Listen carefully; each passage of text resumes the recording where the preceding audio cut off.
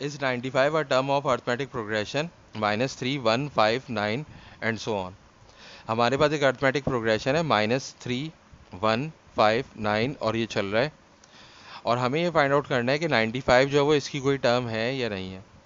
तो जब भी हम अर्थमेटिक प्रोग्रेशन को सॉल्व कर रहे होते हैं तो फर्स्ट टर्म को हम सपोज कर लेते हैं कि वो ए है, तो ए की वैल्यू -3 है, और फिर हम निकालते हैं कॉमन डिफरेंस। तो कॉमन डिफरेंस कैसे निकलता है? अगर हम दो कंसेक्यूटिव टर्म्स को माइनस करें तो हमारे पास डिफरेंस आ जाता है, यानी कि 1 में से हम -3 को माइनस कर दें तो हमारे पास आ जाएगा 1 + 3 विच इज़ इक्वल टू 4। इसी तरीके से 5 - 1 भी 4 होगा, 9 - 5 भी 4 होगा। तो ये अर्थमेटिक प्रोग्रेशन की पहचान है कि उनमें हमेशा कॉमन डिफरेंस होता है टर्म्स में। और जो है हमें ये कहा गया है कि ये जो है 95 इसकी कोई टर्म है या नहीं है, तो हम सपोज कर लेंगे कि nth टर्म जो है वो 95 है, और हम फाइंड आउट करेंगे n। अगर n की वैल्यू कोई पॉजिटिव इंटीजर या नेचुरल नंबर आएगा तो इसका मतलब ये कि 95 जो है वो इस सीक्वेंस का की कोई टर्म है।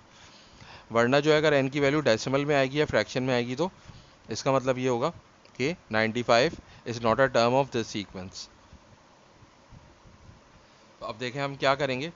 हम nth टर्म का फॉर्मूला अप्लाई करेंगे which is Tn is equal to a plus n minus 1d। अब Tn की वैल्यू जो है वो 95 है, a की वैल्यू जो है वो -3 है, फिर n-1 आएगा, और d की वैल्यू जो है वो क्या है 4 है। तो ये -3 जो है वो उधर जाके ऐड हो जाएगा 95 + 3, और यहाँ पे हम इसको ऐसे लिख सकते हैं कि 4 टाइम्स n-1। तो 95 + 3 हो जाएगा 98, और ये 4 टाइम्स n-1 हो जाएगा। अब ये 4 जो है मल्टीप्लाई हो रहा है तो वहाँ जाके डिवाइड हो जाएगा, तो हम इसको ऐसे लिख सकते हैं 98/4 इज इक्वल टू n-1। तो 98 को जब हम 4 से डिवाइड करेंगे तो हमें मिलेगा 24.5, और फिर ये -1 उधर जाके ऐड हो जाएगा, तो ये हो जाएगा 24.5 + 1 इज इक्वल टू n। तो n की वैल्यू हमारे पास क्या आ जाएगी 25.5, which is not a positive integer और नेचुरल नंबर। तो 25.5 जो एक डेसिमल नंबर है, ये हमारे पास कोई पॉजिटिव इंटीजर या नेचुरल नंबर नहीं है।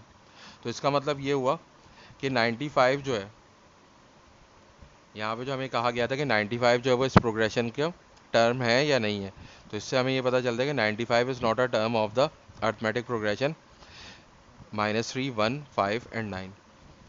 तो फाइनली हम ऐसे भी लिख सकते हैं कि 95 is not a term of AP -3 1 5 9 and so on.